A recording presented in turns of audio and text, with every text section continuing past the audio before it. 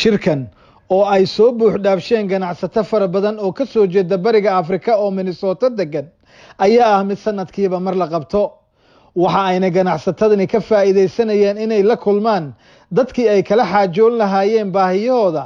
sida shatiyada ganacsiga iyo helida deymaha oo kale shirkan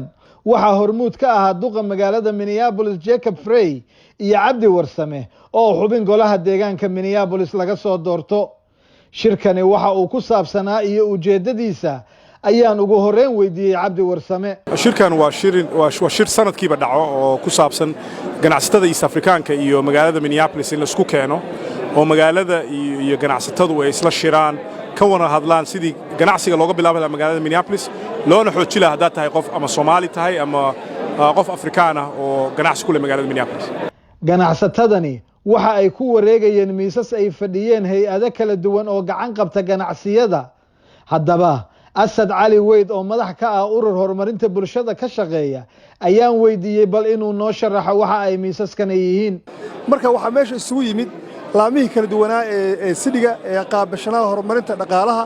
iyo hay'adaha kale ee caawiya ama kaba dhaqaalaha sida hay'adda New American Development Center oo aan director-ka ahay oo kaleete waxaan markaa dadka u sharxaynaa waxaanu qabanno qaabka business-ka aanu caawinno waxyaabaha aanu ka sameeyno aan profile gareyna ama mataqaanay aan dadka aan ka caawinno markay noqoto xagga business-ka waxaas aan mataqaanaa dadka qof walba wuxuu soo bandhigayaa waxa uu qabto u qabto business-yada dadka ama business hadda bilaaban raba ama business la rabo business inuu weyneeyo duqa magaalada Minneapolis ayaa maanta goobtan ka iclaamiyay in la dhisi doono dhismo weyn oo ganacsi ah ama carwo loogu magac daray carwada Afrika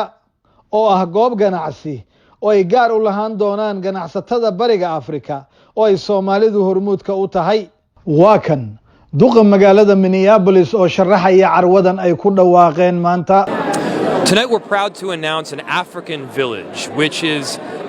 right now an East African mall maanta waxaan ku dhawaaqaynaa dhismo suuq ganacsi oo ay leeyihiin dadka bariga Afrika looguna talagalay ganacsatada yaryar si ay ganacsi ugu bilaabaan isla markaana ay ugu noolaadaan nolol wanaagsan waxaan doonaynaa inaan xaqiijino in aan ka faa'iideysano dhaqanka hantida u ah bulshada ku nool sida Riverside haddii ay taasi noo suura gasho in aan sameeyno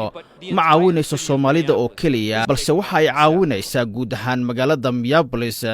arrintani waa mid muhiim ah waana ku faraxsanahay in aan tilaabo hore u qaadno This is a big deal and we're really proud to be taking that next step ku dhawaaqista carwadan ayaa dadkii goobta fadhiyay aad u soo dhaweeyeen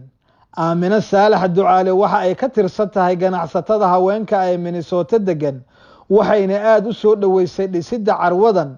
waxa ayna qabtaa inuu ka qayb qaadan doono horumarka haweenka ee xagga ganacsiga aad iyo aad maadaama Minneapolis aad iyo aad ay yihiin dumarka Soomaaliyeed hal door ku leeyihiin business-ka oo ganacsato aanu nahay waxaan aad iyo aad u soo dhaweynayaa moolka aad iyo aad baan ugu faraxsanahay in moolka la bilaabayo la dhisayo maadaama aanu business aanu nahay dumarka iyagu walba especially